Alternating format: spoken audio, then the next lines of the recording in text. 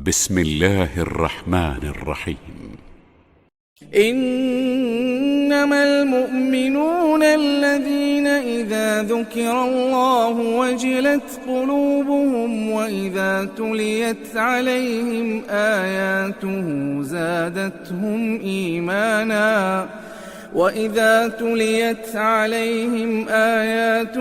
زادتهم إيمانا وعلى ربهم يتوكلون.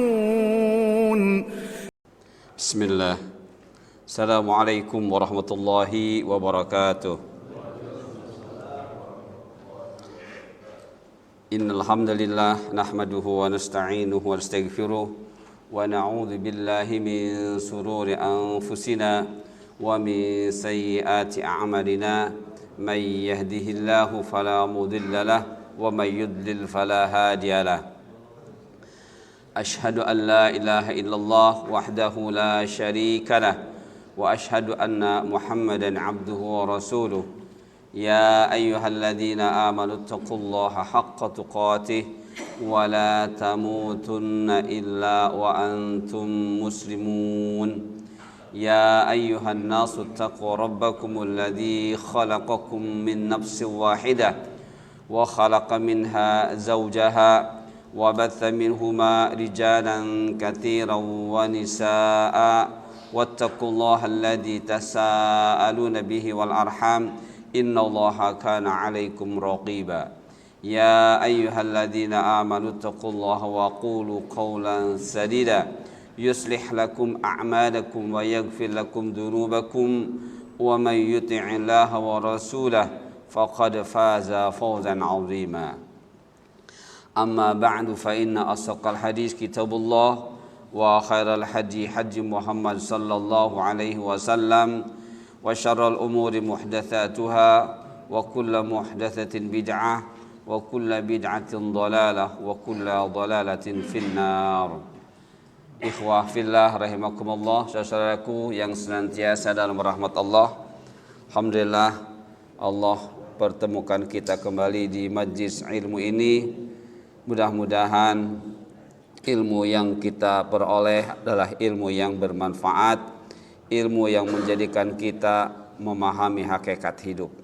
Saudaraku yang dimuliakan Allah, insyaallah kita lanjutkan bahasan kita terkait dengan hadis yang pertama dari kitab Al-Arba'in An-Nawawi. Hadisnya ini, hadis ini dimulai dengan innamal a'malu binniyat. Ini stressingnya di sini teman-teman. Innamal a'malu binniyat, ini stressing dari hadis nomor 1 dari kitab Al-Arba'in Nawawi. Bahkan Imam Ahmad, Imam Baihaqi, Imam Asy-Syafi'i dan yang lainnya mengatakan terkait dengan hadis ini madarul Islam.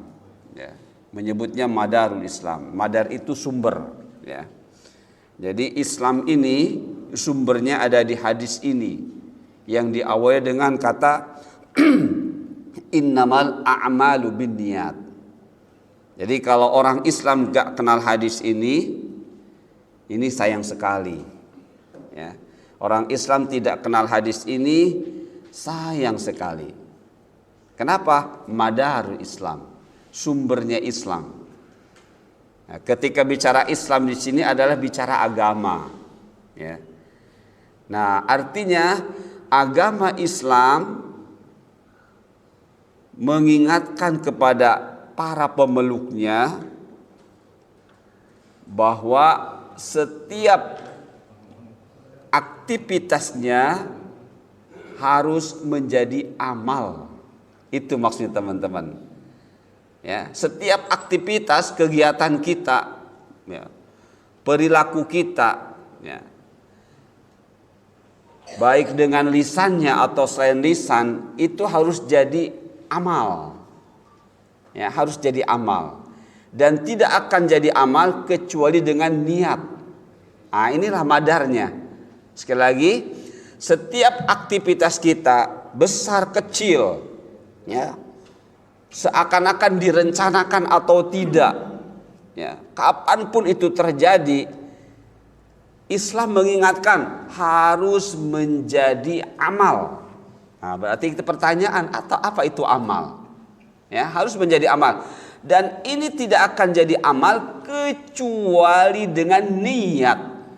Nah, inilah kata-kata innamal a'malu binniyat. Pendek, ini nama jawami' kalim, tapi maknanya luas sekali, sehingga disebut dengan Madaharul Islam.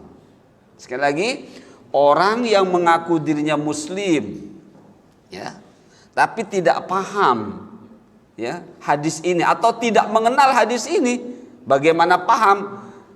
Amal-amalnya akan sia-sia. Ya, nanti kita buktikan, ya, kita buktikan.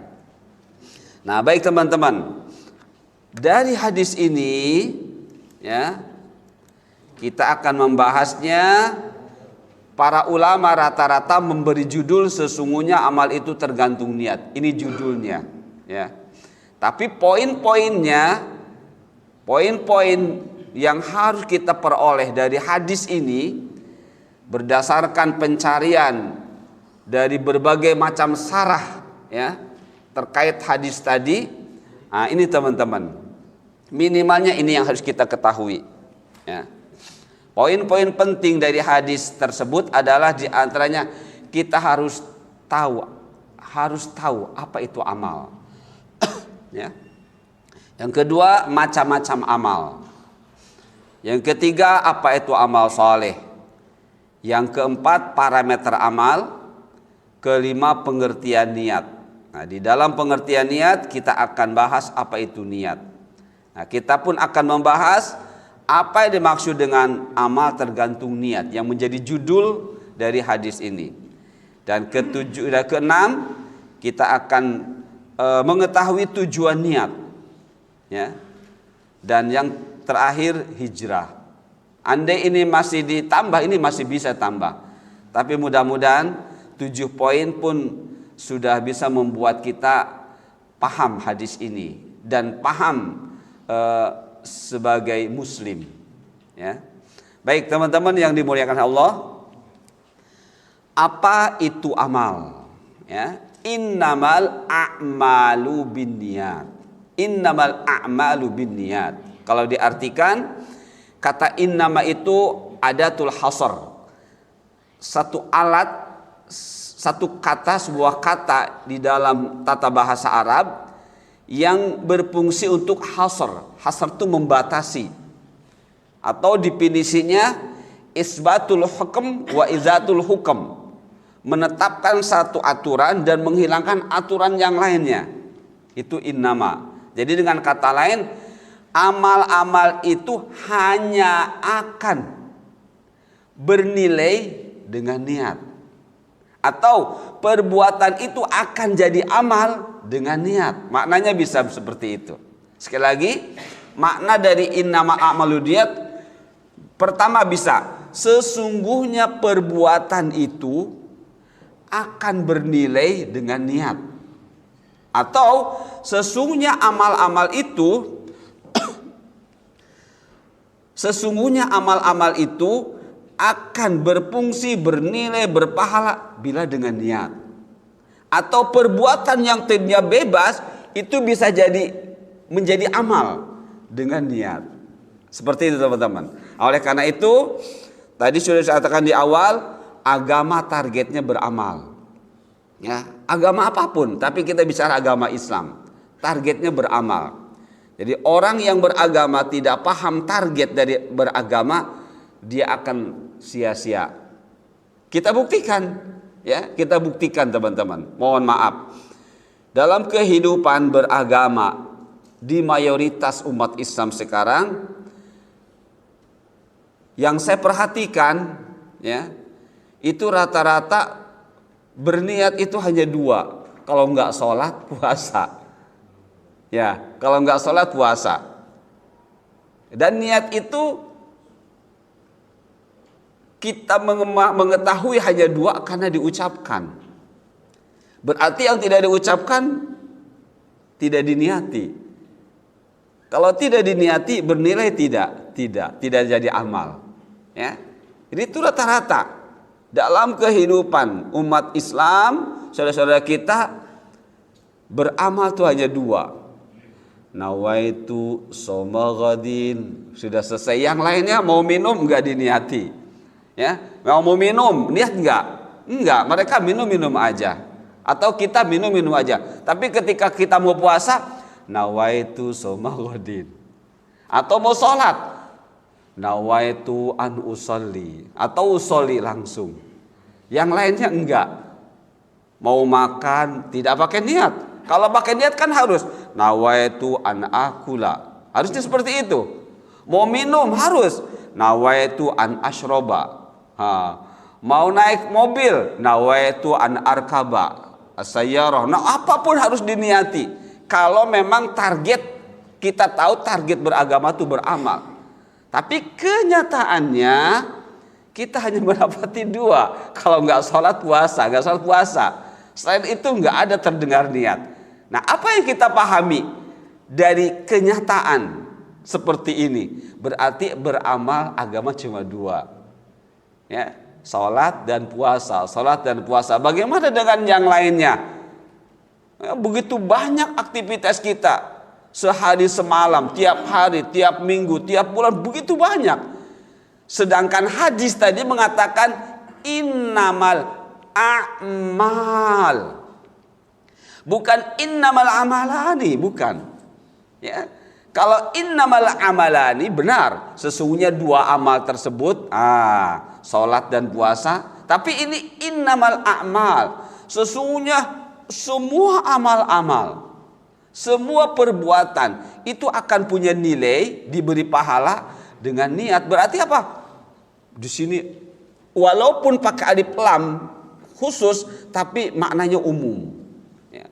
Semua aktivitas kita, jadi sejak kita bangun tidur sampai tidur lagi, hari ini, besok, minggu ini, minggu besok, bulan, tahun, semua itu masuk ke dalam kata amal. Dan dengan innamal a'malu binniyat, semuanya harus punya nilai, alias harus berpahala. Nah, oleh karena itu teman-teman, kita harus tahu apa itu amal. Ya, apa itu amal?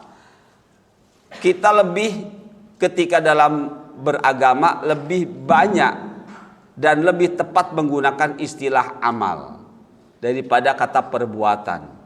Ya, karena tadi ada perbedaan di dalam bahasa Arab antara fi'il dengan amal, antara yaf'alu dan ya'malu. Kalau yaf'alu itu maknanya masih bebas. Tapi kalau sudah ya'malu itu sudah ada target. Ya. Kalau yaf'alu masih bebas, bekerja apa saja. Seakan mau bernilai, mau enggak, itu yaf'alu. Tapi kalau sudah ya'malu itu sudah punya target. Ya. Teman-teman makan, sama-sama itu bisa yaf'alu. Tapi ketika teman-teman sudah tahu tujuan makan, jadi ya'malu. Ya. Teman-teman duduk di majelis ilmu, itu bisa yaf'alu. Ya. Ketika tidak tahu target dari duduk di majelis ilmu. Tapi ketika tahu tujuan duduk di majelis ilmu, jadi ya'malu, jadi amal. Bisa dipahami teman-teman? Nah, baik, kita mulai.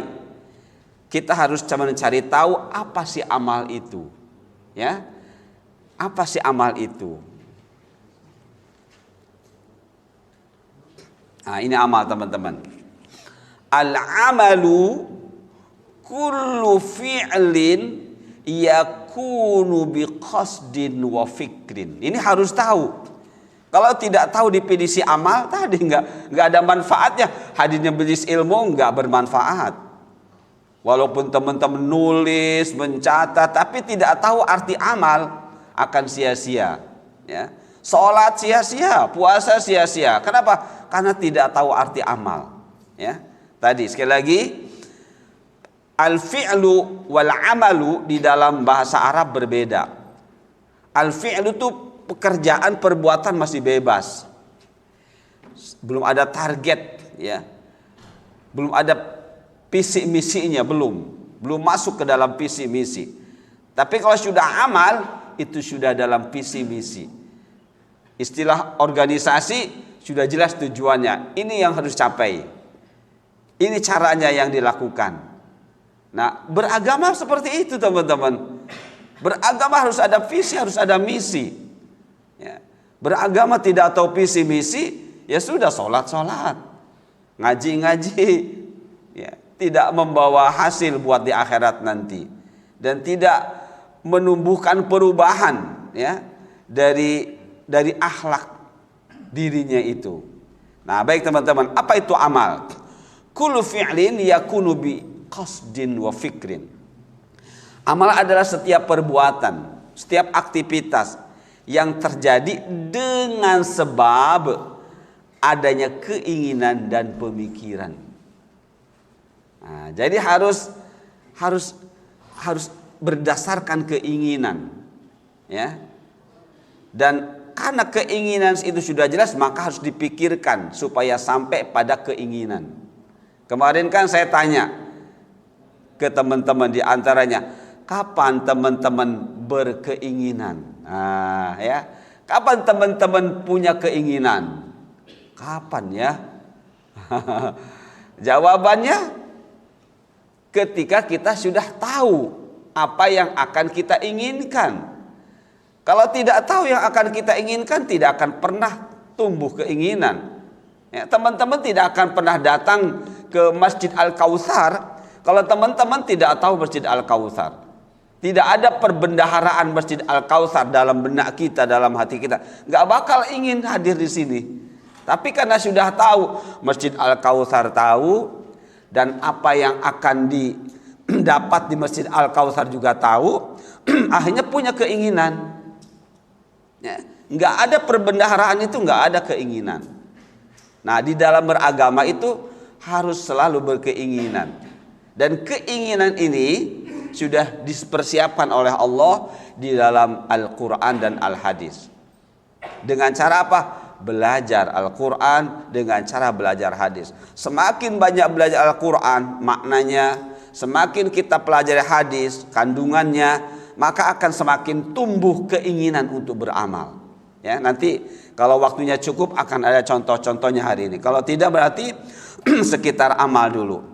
Baik, jadi amal itu seperti teman-teman. Kullu fi'lin, setiap perbuatan. Tadi perbuatan masih bebas. Ya. Agar perbuatan ini terarah, maka harus terjadi biqasdin, dengan adanya qasdu, keinginan yang bertarget. Ya. Mau kemana?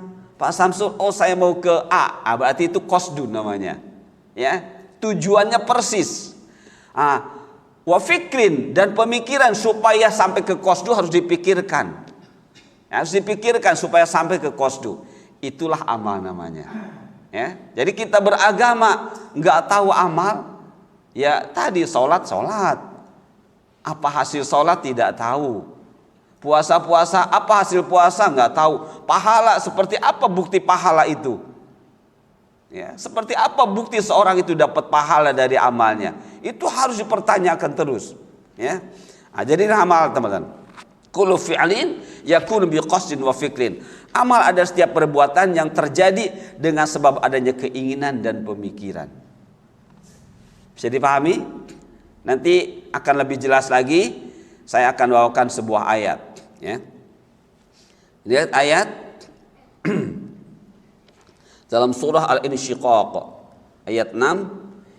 Ya ayyuhal insanu innaka kadihun ila rabbika kadhan famulaqih. Ya ayyuhal insan, ini harfun nida, ya. Harfun nida itu kata seru, kata yang digunakan untuk menyeru, untuk memanggil, untuk memberikan perhatian. Ya. Kalau di hotel-hotel atau di tempat-tempat mungkin yang perlu adanya sumber informasi, ini ya ayyuhatu seakan-akan alat untuk mengundang perhatian supaya orang itu memperhatikan. Nah, Allah menggunakan kata ya ayyuha sebagai harfun nida kata seru untuk menyampaikan perhatian dan memberikan perhatian. Seperti itu ya. Nah, ya ayyuha Allah memberikan perhatiannya dengan rahmatnya ini secara umum dan secara individu. Subhanallah, ini saking pentingnya kita ini paham amal ya. Saking pentingnya kita ini paham target beragama. Allah panggil setiap kita secara individu. Dari mana kita tahu kata insan? Ya. Jadi setiap kita ini dipanggil oleh Allah, diperhatikan oleh Allah. Ya ayyuhal insan. Subhanallah ya. Betapa kasih sayangnya Allah kepada kita ya. Allah lebih sayang kepada kita. Kitanya malah tidak kepada diri kita, kita nggak sayang. Padahal Allah lebih sayang pada diri kita ya. Allah ingatkan, Allah berikan perhatian. Ya ayyuhal insan. Hai manusia. Jadi setiap individu teman-teman ya, Allah tidak semuanya, enggak.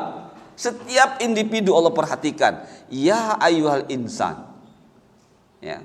Wahai hambaku yang namanya Fahmi, wahai hambaku yang namanya Buthalib, wahai hambaku yang namanya Andi. Terus seakan-akan seperti itu ayat ini ya. Jadi sekali lagi, jadikanlah ketika kita membaca ayat ini bahwa perhatian Allah itu penuh kepada diri kita, bahwa kepada setiap individu begitu penuhnya ya. Ya ayyuhal insan, dibuktikan dengan innaka, sesungguhnya kamu. Nah, ini individu juga, sesungguhnya kamu ya. Seperti apa ya Allah? Apa yang ingin engkau sampaikan kepada ya Allah, kepada hambamu ini ya. Allah ingin menyampaikan innaka kadihun, sesungguhnya engkau wahai hambaku, setiap orang dari hambaku itu kadih. Kalau terjemahannya di sini telah bekerja. Sesungguhnya kadih ini isim, fleksibel dia. Bisa telah bekerja, bisa sedang bekerja, bisa akan bekerja, macam-macam maknanya. Ketika yang diungkapkan dengan menggunakan isim. Ya, jadi seakan-akan hai manusia, hai hambaku, ya. Katakanlah misalnya namanya Sulaiman. Hai Sulaiman, sesungguhnya kamu itu disadari dan tidak disadari, sedang, telah dan akan terus bekerja. Seperti itu maknanya ya. Engkau sadar atau tidak sadar, engkau itu sesungguhnya sedang, telah dan akan terus berkesibukan. Seakan-akan begitu ya, maknanya seperti itu teman-teman. Jadi Allah ingatkan kita seperti itu. Setiap saat ini, baik yang sudah lewat, yang sedang dan akan, tidak lepas dari pekerjaan, tidak lepas dari perbuatan, tidak lepas dari aktivitas. Allah menyebutnya dengan kata kadih. Kenapa Allah menggunakan kata kadih? Karena begitu seriusnya kehidupan dalam dunia ini ya. Jadi kata kadih itu menunjukkan keseriusan di dalam beraktivitas. Walaupun kitanya enggak, walaupun kitanya disantai, tapi Allah katakan kadih, engkau itu sedang serius. Begitu teman-teman. Seakan-akan diingatkan, jangan santai wahai hambaku. Sekalipun aktivitasmu kecil, sekalipun engkau anggap remeh aktivitasmu, jangan engkau anggap itu kecil. Itu namanya kadih. Jadi kadih itu bekerja keras, serius. Kapanpun, dimanapun, dengan siapapun, bagaimanapun keadaannya.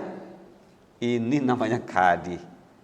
Dan kadih itu orangnya, perbuatannya kadah. Nah ini perbuatannya. Kadihnya orangnya, perbuatan yang dihasilkannya, baik sudah lewat, sedang dan akan, namanya kadah. Ya. Jadi wahai manusia, sungguhnya engkau itu adalah orang yang sedang dan telah dan akan terus beraktivitas. Maka kalau engkau sudah tahu engkau itu sudah sedang dan akan beraktivitas, sungguh-sungguhlah. Artinya sungguh-sungguh apa teman-teman? Harus punya nilai pahala. Harus punya nilai pahala. Siapa yang berhak memberi pahala? Allah. Selain Allah tidak akan.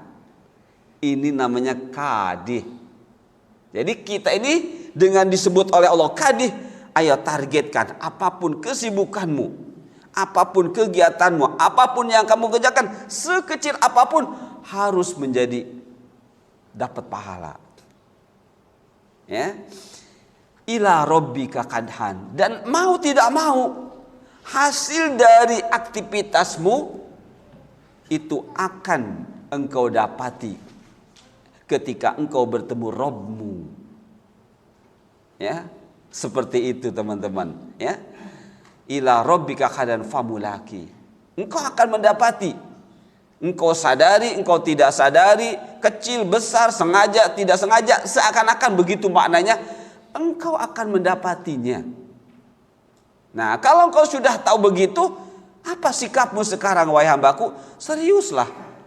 Seriuslah dalam beragama ini. Seriuslah dalam beragama ini. Jangan ada yang engkau sia-siakan. Sekecil apapun, walau seakan hanya lirikan mata. Harus serius. Seakan-akan begitu teman-teman. Obrolan apapun harus punya nilai. Duduk-duduk dimanapun harus berpahala. Seakan begitu Allah mengingatkan kepada kita. Jadi jangan ada sedikit pun yang engkau menjadikan sia-sia. Ya. Bagaimana keadaanmu andai ketika itu engkau santai beberapa detik dan nyawamu dicabut? Seperti apa keadaanmu berarti saat engkau meninggal? Itu teman-teman. Jadi ini di antara kesimpulan yang saya ambil dari berbagai macam kitab tafsir, kadah secara bahasa berarti kerja keras. Jadi teman-teman sedang dianggap kerja keras, walaupun kenyataannya duduk santai begini. Duduk santai begini, tapi Allah anggap sedang kerja keras. Artinya apa? Harus berpahala. Begitu maksudnya teman-teman, harus berpahala. Nah, untuk bisa berpahala tadi makanya definisi amal, ya, al-amal al-fi'lu alladhi yakunu biqasdin wa fikrin. Jadi semuanya setiap kali mau melakukan apapun harus jadi amal, harus jadi amal, harus jadi amal, harus berpahala, jangan berdosa, harus seperti itu. Ya, jadi kada secara bahasa berarti kerja keras. Kita maknai amal. Ketika mengatakan amal tadi, al-fi'lu alladhi yakunu biqasdin wa fikrin. Bisa dipahami teman-teman? Kada tafsirnya adalah ini. Apapun yang dikerjakan oleh manusia, oleh kita, baik atau buruk, banyak atau sedikit, lama atau sebentar, sungguh-sungguh atau main-main, dimanapun juga, kapanpun juga, semuanya akan ada perhitungannya. Gitu, ya. Enggak sengaja saya. Nah, kita bisa mengatakan enggak sengaja saya, tapi besok jangan seperti itu lagi kata Allah. Itu maksudnya teman-teman. Ya. Jadi kita benar-benar dibimbing oleh Allah dalam kehidupan ini, kehidupan beragama, semuanya jadi pahala sekecil apapun. Ya. Ayat-ayat yang di juz amma sudah teman-teman mendapati banyak, ya. Sekecil apapun sarron yarah, khairan yarah, ya. Sekecil apapun yang baik yarah, engkau akan melihatnya, ya. Yang baik yang buruk yarah akan melihatnya. Seperti itu. Artinya akan dibalas. Yang kedua, Allah mengingatkan kepada manusia untuk selalu memperhatikan amal-amalnya untuk akhiratnya, yaitu beramal yang saleh secara sungguh-sungguh. Nah, ini teman-teman ya.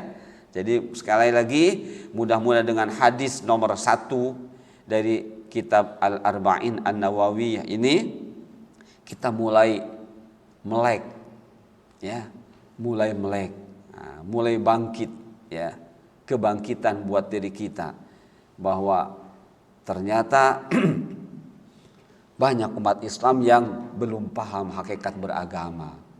Ya, tadi di awal saya menyampaikan saudara kita hanya beramal 2, kalau enggak sholat puasa, selain itu enggak. Ya, padahal minum berapa kali teman-teman, makan berapa kali, ya, duduk-duduk ngobrol berapa banyak. Itu semua dalam waktu dan tempat dan akan dipertanggungjawabkan, alias harus jadi amal, harus bertarget pahala. Nah, baik teman-teman ya, ini tafsir dari beberapa tafsiran yang saya dapati. Ya. Baik, kita lihat berikutnya, macam-macam amal. Nah, kalau sudah bicara macam-macam amal, ya bukan sholat dan puasa aja. Semuanya aktivitas kita dari mulai bangun tidur sampai tidur lagi. Hari ini dan besok bisa jadi berbeda. Ya, minggu ini dan minggu depan bisa jadi berbeda. Bulan ini bisa jadi berbeda. Ya. Saya pernah membaca tafsir. Dalam sebuah tafsir itu ulama tafsir mengatakan, andai benar-benar mau mempelajari surah Al-Baqarah, itu akan didapati mungkin 2000 amal. 2000 amal dari surah Al-Baqarah. 2000 perbuatan yang harus bernilai pahala. Subhanallah. Mungkin 2000 sedikit. Ya. Tapi sehari kita berapa kegiatan? Makan, minum, tidur. Itu seakan-akan bisa terhitung. Itu dikatakan 2000 amal. 2000 amal. Nah, kalau itu tiap hari terus, jadi amal-amal kita ini banyak teman-teman, ya. Makanya kita harus tahu macam-macam amal. Nah, ini al-amal, ada amalul qalb, ada amalul lisan, ada amalul jawarih. Ya. Kalau secara lahir batin, amal ada 2, amal lahir dan amal batin. Ya. Secara lahir batin amal ada 2, amal lahir dan batin. Amal lahir yang nampak, baik yang terucap dengan lisan ataupun terekspresi dengan gerakan-gerakan. Ini amal lahir. Nah, amal batinnya hati. Ya. Kita tidak bisa melihat kecuali dengan diekspresikan. Ya, diekspresikan. Kalau tidak diekspresikan, kita tidak tahu amal qalb. Nah, macam-macam amal. Amal qalb, amal hati, dan amal lisan dan jawarih. Ya. Ini amal lisan dan jawarih, ini amal lahir. Yang ininya amal batin. Nah, contoh amal-amal batin teman-teman. Amal hati, amal batin ini. Mahabbah, rasa cinta. Ya, itu amal batin. Khauf, rasa takut. Khosyah juga takut, roja harap, khusyuk, taubat, inabah, takwa, tawakal, huzn dan lain sebagainya. Semua yang berkaitan dengan perasaan, ya, itu masuk ke dalam amal batin. Ya, amal batin, amal hati. Jadi kalau teman-teman punya rasa cinta, walau tidak diekspresikan dengan saya cinta kepadamu, enggak harus dengan kata-kata seperti itu. Nanti bisa nampak, ya, bisa nampak dari lahiriah dan lisan. Walau tidak mengatakan dengan kata-kata saya cinta kepadamu, dia enggak harus mengatakan begitu. Tapi nanti bisa kita rasakan, ya, dari ucapannya, dari gerakan-gerakannya, seperti itu. Nah, jadi maksudnya amal batin itu harus bisa diekspresikan dengan amal lahir. Baik amal lahir berupa ucapan atau amal lahir berupa gerakan-gerakan badan. Itu semuanya amal. Ya, itu semuanya amal. Nah, itu teman-teman ya. Jadi mahabbah, rasa cinta. Kalau teman-teman cinta kepada Allah, bagaimana membuktikannya? Enggak harus kata, ya Allah aku cinta kepadamu ya Allah. Belum tentu. Ya, untaian kata-kata cinta belum tentu itu adalah diakui kebenaran cintanya oleh Allah, belum tentu. Tapi kalau kita ingat contoh cinta ayat 31 surah Ali Imran, itu sudah jelas. Untuk mengekspresikan, membuktikan, mengaplikasikan rasa cinta yang ada dalam hati kita, Allah sampaikan amanat ini kepada Rasul untuk disampaikan kepada kita. Qul in kuntum tuhibbunallaha fattabi'uni. Ya Rasulku, ya Muhammad Rasulku, seakan-akan begitu. Sampaikan pesanku kepada umatmu. Apa ya Allah pesannya? Katakan kepada umatmu, in kuntum tuhibbunallah, jika kalian benar cinta kepada Allah, coba buktikan rasa cintanya. Bagaimana ya Allah? Suruh mereka ikut engkau. Akhirnya harus mengatakan fattabi'uni. Ayo, kalau memang kalian cinta kepada Allah, sekarang fattabi'uni. Apa maksudnya fattabi'uni? Beramallah amal agama dengan ikut aku, dengan mencontoh aku. Nah, nanti engkau akan tahu buktinya. Kalau engkau sudah serius dalam beramal agama ini mengikuti aku sebagai bukti engkau cinta kepada Allah, engkau akan merasakan apa? Yuhibbukumullah. Allah akan balas cintamu. Nah, bagaimana kita merasakan, seseorang merasakan Allah sudah membalas cinta? Itu semangat beramal dengan mengikuti Rasul. Dia tidak mau beramal kecuali mengikuti Rasul. Dia mulai menseleksi. Ini ada enggak Rasul contohkan? Ini ada enggak Rasul perintahkan? Ini ada Rasul amalkan? Enggak, saya enggak mau. Itu bukti Allah sudah memberikan cinta, sudah membalas cinta. Ya. Yuhibbukumullah, ditambah satu lagi, wa yaghfir lakum dzunubakum, dan Allah ampuni dosamu. Kita ingin tahu bukti Allah mengampuni dosa kita apa ya Allah? Kita semakin hati-hati juga beramal. Ya, semakin hati. Allah berikan ismah minadz dzunub, pelindungan, kemudahan untuk mendeteksi dosa. Akhirnya kita paham dua macam dosa. Ada dosa fahsya, ada dosa mungkar. Orang yang tidak paham dua macam dosa ini, dia tidak akan bisa merasakan ismah minadz dzunub. Tidak akan bisa merasakan bahwa dirinya itu dijaga oleh Allah dari berbuat dosa. Maka pahamkan dua macam dosa, fahsya, mungkar. Kapan seseorang akan merasakan ismah minadz dzunub? Ketika kemungkaran ditinggalkan. Apa sih kemungkaran itu?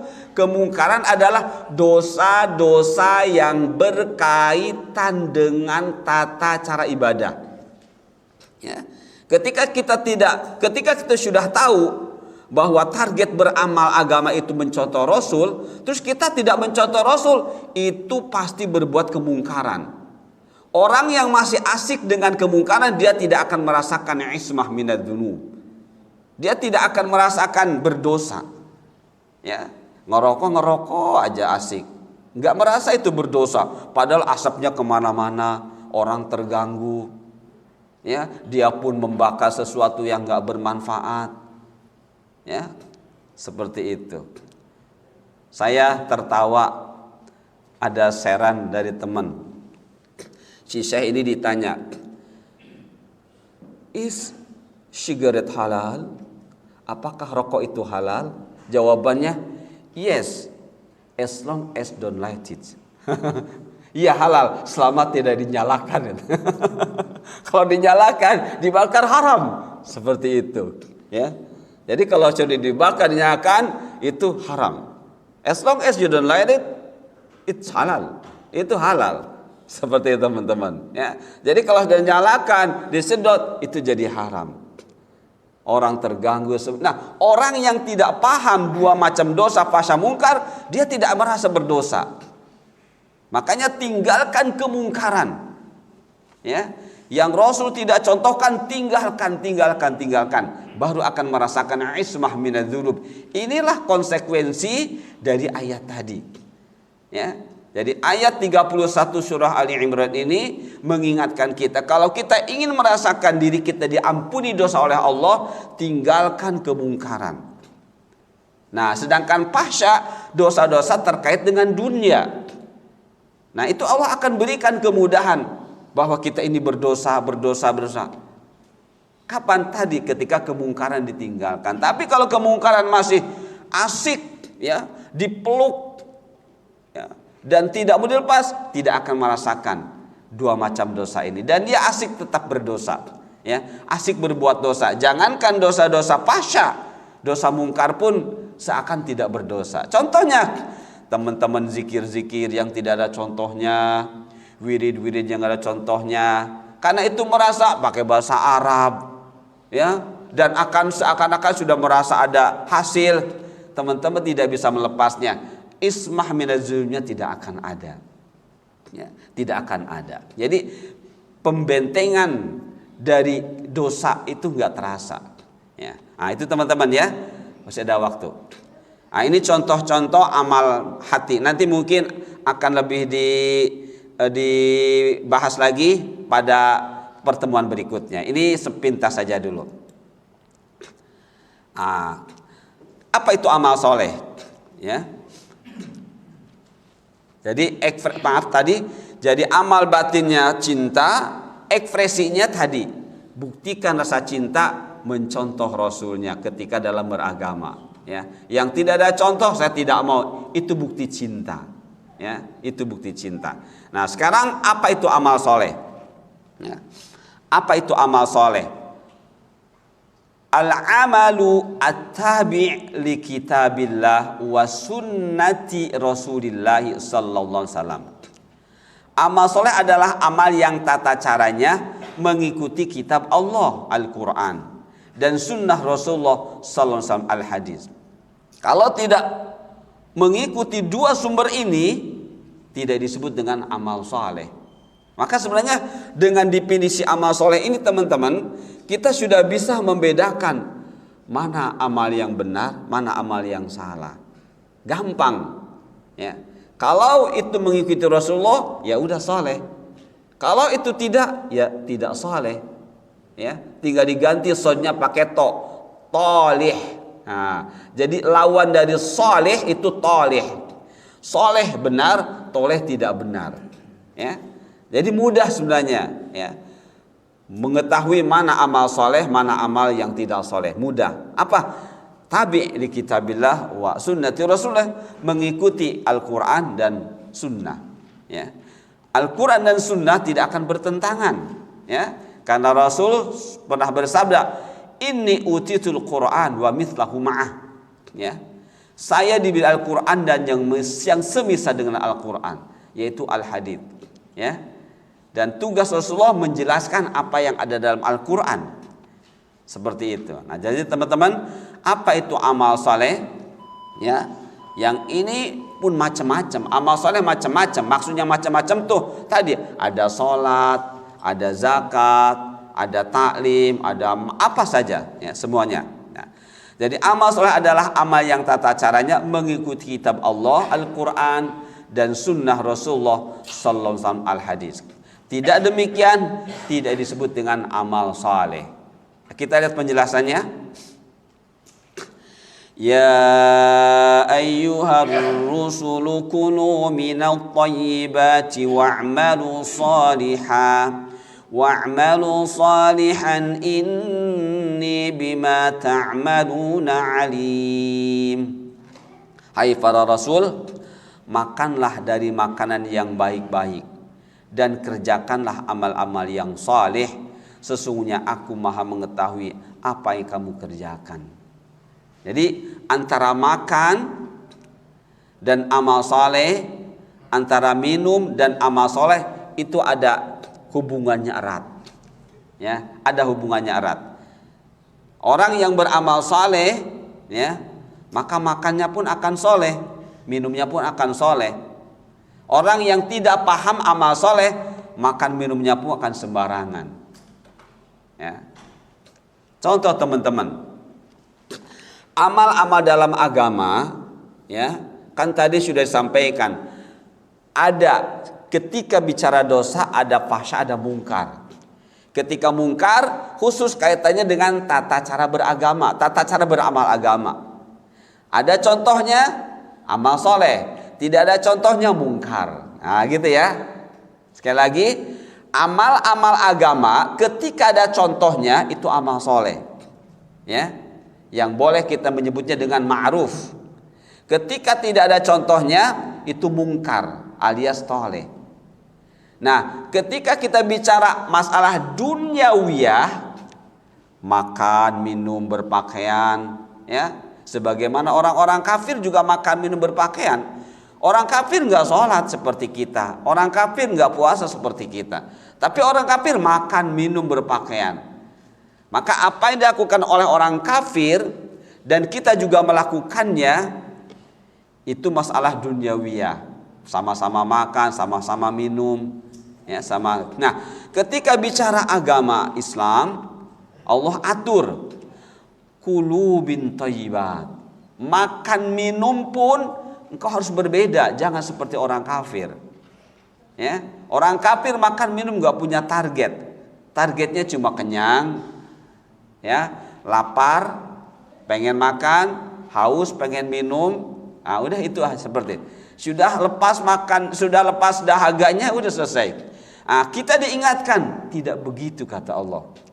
Ya, sebagai hamba yang muslim, makan minumnya harus diatur, harus bisa melahirkan amal soleh. Maka makan minum jika ingin melahirkan amal soleh, makan minumnya pun harus amal soleh. Nah, begitu teman-teman, ya, harus amal soleh. Dan Allah katakan di akhir ayat ini, Allah alim, Allah mengetahui apakah engkau beramal seperti yang aku inginkan atau tidak, Allah tahu. Nah, contoh saja teman-teman, orang kafir minum, ya, tangan kanan, wah bagus, dia kafir tapi pakai tangan kanan, ya, iya. Tapi ketika kita tanya, kamu minum pakai tangan kanan kenapa? Ah ya memang ini mas saya biasa aja ini. Nah, jawabannya begitu aja. Emang ini biasa saya begini. Tapi ketika kita ketemu orang Islam, kenapa Anda makan pakai tangan kanan? Saya mencontoh Rasul. Karena Rasul mencontohkan untuk kita sebagai umatnya bila makan minum pakai tangan kanan. Beda kan jadinya? Nah, itu amal soleh namanya. Orang kafir sama-sama kanan, tapi tidak jadi amal soleh. Kita orang Islam karena mencontoh Rasul jadi amal soleh. Orang Islam, Anda pakai minumnya pakai tangan kanan, kenapa? Ya mau aja, tidak jadi amal soleh. Walaupun tangan kanan, tapi karena ketika di alasannya ketahuan, saya mau aja, nggak jadi amal soleh. Maka tadi amal-amal itu akan menjadi soleh. Ini ya ayyuhar rasul, contoh Rasul, ya, contoh Rasul. Kalau tidak mencontoh Rasul, tidak jadi amal soleh. Walaupun tadi pakai tangan kanan, tapi tidak mencontoh Rasul, tidak jadi amal soleh. Nah ini teman-teman ya ayyuhar rasul. Jadi yang pertama kali diperintah oleh Allah Rasul. Untuk apa? Untuk dicontohkan kepada umatnya dan untuk menjadi contoh bagi umatnya. Tidak mencontoh Rasul, tidak. Ya, jadi ayat 31 surah Ali Imran itu mengingatkan terus kita. Bahkan para ulama mengatakan hadhil ayatul imtihan. Apa artinya teman-teman? Ayat ini ayat ujian. Jadi kita akan selalu diuji setiap detik ini dengan ayat ini. Ya, kalau orang-orang, kalau teman-teman, kalau anak-anak, kalau anak-anak kita ini ujian, ada UTS, ada UAS, kita enggak. Kita setiap detik ujian dengan ayat 31 tadi. Lulus atau tidak, selalu ingat ayat itu teman-teman. Ya.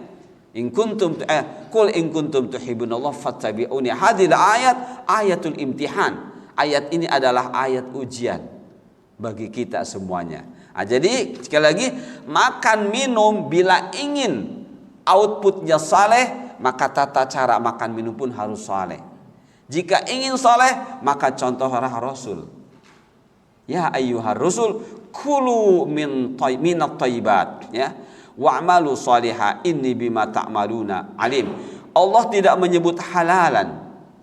Kenapa? Karena ini umat Islam sudah seharusnya mengerti mana yang halal.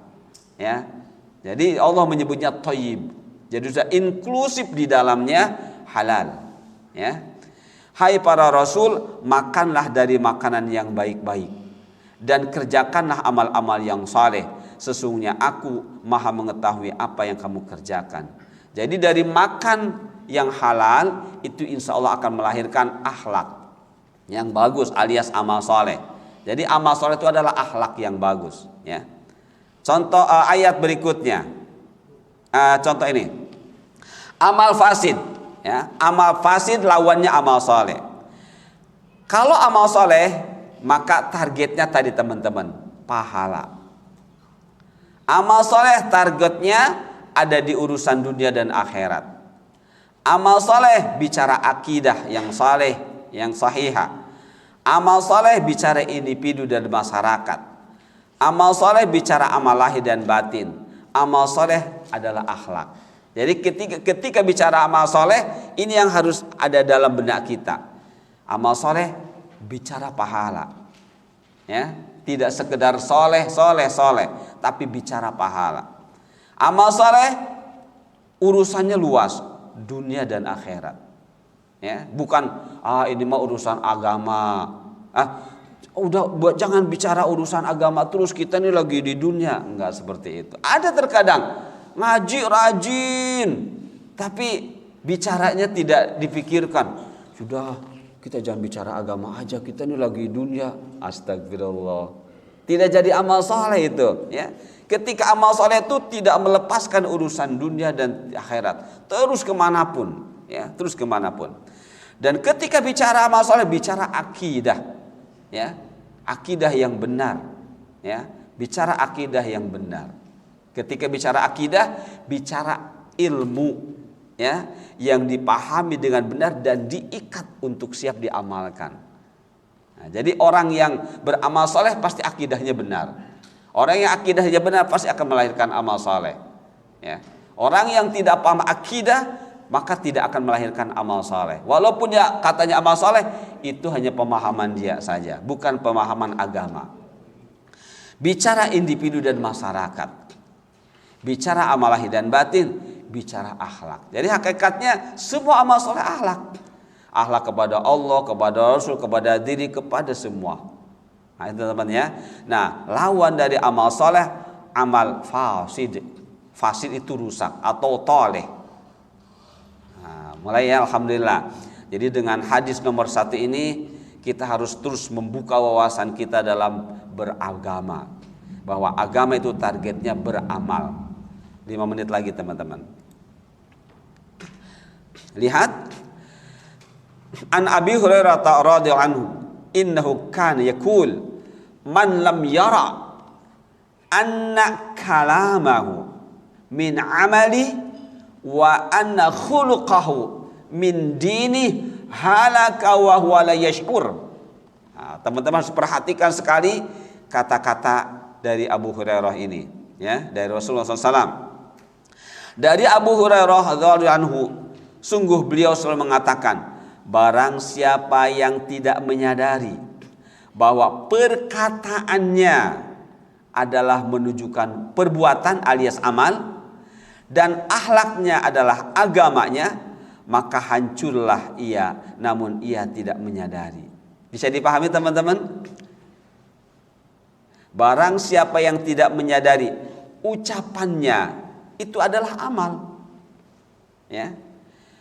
wa anna khuluquhu, dan akhlaknya, akhlak adalah sebuah perbuatan, itu agamanya, halaka, dia hancur, ya, dan dia tidak menyadari. Jadi artinya semua ucapan yang terekspresi dari lisan kita, semua gerakan badan yang terekspresi dari tubuh kita, semuanya menunjukkan akhlak dan menunjukkan agama. Itu dia, ya. Semua yang terekspresi dari lisan kita, walaupun hanya beberapa kata, itu agama. Semua yang terekspresi dari tubuh kita, gerakan tangan kita, kaki kita, mata kita, apa saja, ya, semuanya adalah agama. Ya, dan tidaklah apa yang diajarkan oleh agama kecuali khuluqun, akhlak. Ya, akhlak. Jadi makan akhlak, minum akhlak, menyisir akhlak, apapun akhlak. Dan itu target agama. Ya, itu target agama. Makanya tadi, maaf sekali lagi, ini ya, ketika berbicara amal soleh, targetnya pahala, urusan dunia akhirat, akidah sahihah, individu masyarakat, amal lahir dan batin, akhlak. Jadi kalau ada yang mengatakan, jangan bicara agama mulu, ini amalnya sedang fasid, dirinya sedang fasid. Ya, jadi jangan lepas kecuali bicara agama dimanapun, kapanpun. Bicara pahala, bicara akhlak, terus bicara lahir batin, itulah amal soleh. Baik, waktunya sudah habis teman-teman. Jadi insya Allah pertemuan berikutnya parameter suatu amal baik atau buruk. Ya, parameter suatu amal baik atau buruk. Banyak orang yang tidak tahu parameter amal kita. Makanya masih banyak saudara-saudara kita yang asik, mohon maaf, dengan kebid'ahan karena tidak tahu parameter. Ya, maka kita harus tahu parameter satu amal itu akan baik dan atau buruk. Ya. Baik teman-teman, sudah pukul 6:10. Alhamdulillah, jangan panjang-panjang, 1 jam cukup. Kita lanjut insyaallah Sabtu berikutnya, yaitu parameter satu amal baik dan buruk. Subhanakallahumma bihamdika asyhadu an la ilaha illa anta astaghfiruka wa atubu ilaik. Wassalamualaikum warahmatullahi wabarakatuh.